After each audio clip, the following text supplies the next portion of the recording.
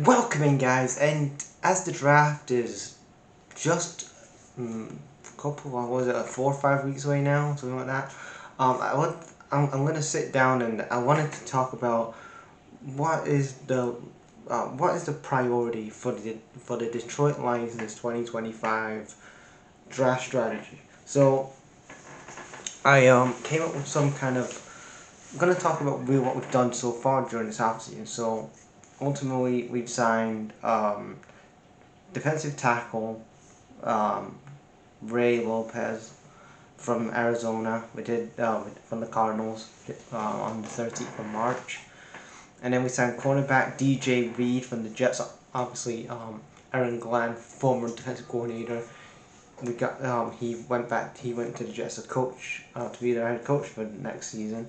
And we did a trade with the Jets to get DJ Reed, cornerback, from the Jets. So we were busy on the first day. Like we got um, Ray Lopez, defensive tackle, and then we again focused again on the defense side of the ball with DJ Reed. And then we got Grant Stewart from the Colts. He's a linebacker. Again, these positions what I'm talking about is the position that we needed to address.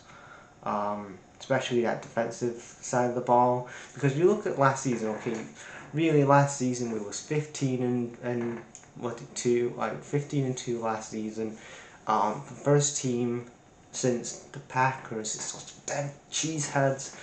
To win over 15 games, we were the first team since the Packers to win 15 games in the regular season and not appear at a Super Bowl. And you look at our way to the playoffs last season. Yeah, we won the NFC North. The NFC North this year is gonna be a lot tougher this season. You're looking at Ben Johnson in Chicago. He's beefed up that offensive line just in the offseason, and I'm interested to see what they're gonna do in the draft. Then you're looking at the Vikings. Like they've done some stuff in this offseason. Packers are doing some stuff in the offseason as well.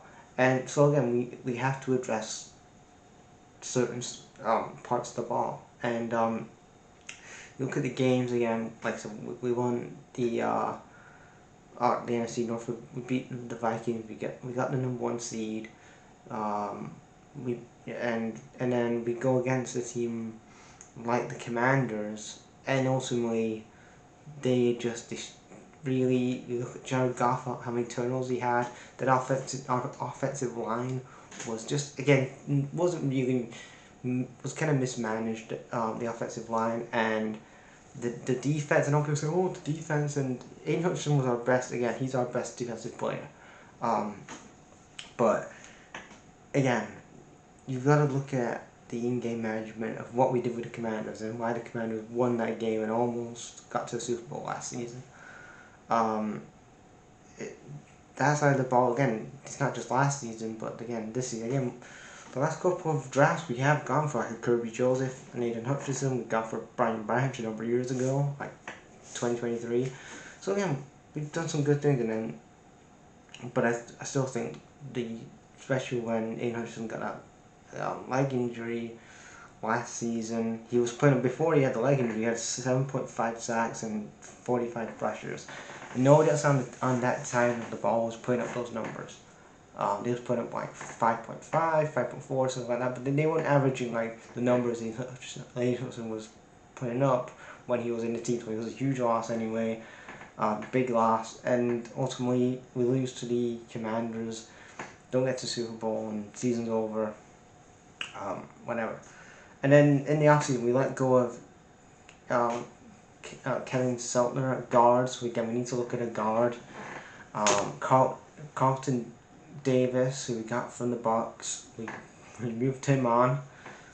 Cornerback. Again, he was okay last season, didn't really do much. And then Kendall Vider, cornerback. And then we got obviously the two biggest things that you're looking at is the two offensive coordinators that we have. John Morton, new offensive coordinator, replacing Ben Johnson, and Kelvin Shepard, defensive coordinator. He was under the Aaron Glenn under the Aaron Glenn more intriguing, that defense end of the ball. We again, before we did the three trades I mentioned, we had 50 million in cap space, 21 million in dead cap space. Obviously not 50 million now in cap space, but we started with 50 million cap space. We spent a bit of money in free agency. So what do we need? I've got kind of a list of like people. Again, we have, if you're looking at like the draft, we have a first round pick, a second round pick, a third round pick, fourth round pick, a fifth round pick, and a sixth round pick. We traded away a seventh round pick to the skid marks. We traded our fifth round pick to the. We traded our fifth round pick to the. Our seventh round pick and our fifth round pick to the skid marks, and we traded a pick away from the Eagles, and obviously from the Aaron Glenn, from that whole thing with DJ Reed going to come to us. We traded away a third round pick, so we only have a first round pick, a second pick, a fourth round pick, and a sixth round pick. So we gotta be really kind of smart of who we're gonna bring in on this draft. So what I've got here is things that we need to address. Like I said, defensive side, we need to look at edge. So for an edge, I'm looking at again, I talked about this guy before, like an inside. We need an edge. We need an inside linebacker. So inside linebacker.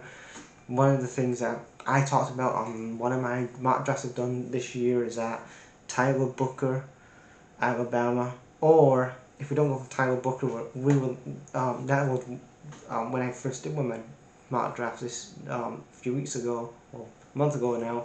I had Tyler Booker as one of my prospects I would bring in on that inside interior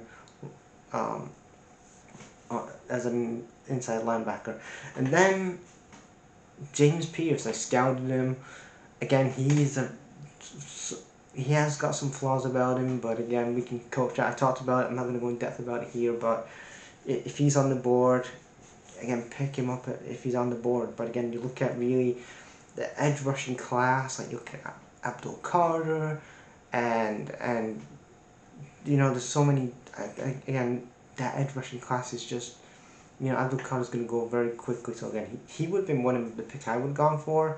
But if we have to go for somebody like, I would have gone for like a James Pierce, or like a Derek Hampton or somebody like that. That's some of the guys I would have gone for on that defensive line.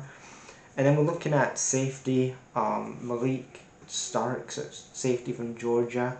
He could be a guy that we could bring in. And then running back, I'm really liking this running back class. Like you have Genty, but Genty's going to go top 5. He's definitely going to go top 5 Genty. So we're not going to get Genty unless we trade up for Genty. If he's still on the board, like if we get Genty, and if he's still on the board, like if he hasn't gone at 15 and he's on the board next, trade up for Genty. Like if he's on the board, get Genty, because we did that a couple years ago with Brian Branch, and he was a good draft pick. But again, if we don't get Ashton Genty, if we don't trade for an Ashton Genty, if he's still on the board, then I've gone for Omarion Hampton from Omarion Hampton from North Carolina, running back. If we don't get Ashton Genty, I've watched Omarion Hampton. He's a really good prospect. I'm excited to see what he can do in the NFL. But if again Genty isn't available, we're going to go for Hampton from North Carolina. Then just kind of really looking at some other positions that we need to address. Later on in the rounds, like you're looking at, again, if you can find a tight end maybe in the free agency to help Sam Laporta, that would be pretty cool. Again, another running back would be a great help for Jahmyr Gibbs, who had a great season last year, 1,000 passing yards. Again, I know you got Montgomery there, but again, you can move Montgomery on and have, like I said, Omari Hampton, and then if you get Genty or Hampton, you're going to move on from Montgomery. He isn't going to be staying in Detroit. And then cornerback, we need to look. The last position I'm going to talk about here is cornerback. I've gone again. Look at the cornerback class. You got Will Campbell. You've got Travis Hunter, and Travis Hunter's going to go probably pretty early. He's going to go pretty early in this draft class. And but for me, I'm going to go with. I've gone for Trey Amos. Trey Amos. He's a cornerback. He's an outside zone. He's one of those outside zone cornerbacks.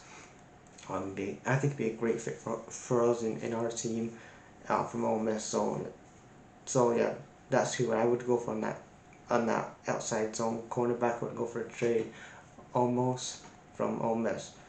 But leave you guys thoughts and who think is it who we should go for in the draft. Like, what is the priority? Priority is it has to be more additions on that defensive side of the ball, and get some get some more cover at wide receiver. You're looking at another running back. Find yourself another offensive tackle as well. If you can, again, we need some more offensive tackles on that offensive line to protect Jared Goff. Look at that game against the Commanders and against the Bills, where that we was up against some elite cornerbacks and stuff like that. So we need to look at some more offensive tackles. Offensive tackle has to be kind of one. Maybe you can find some offensive. Maybe if we still have some cap space, we can find an offensive tackle somewhere.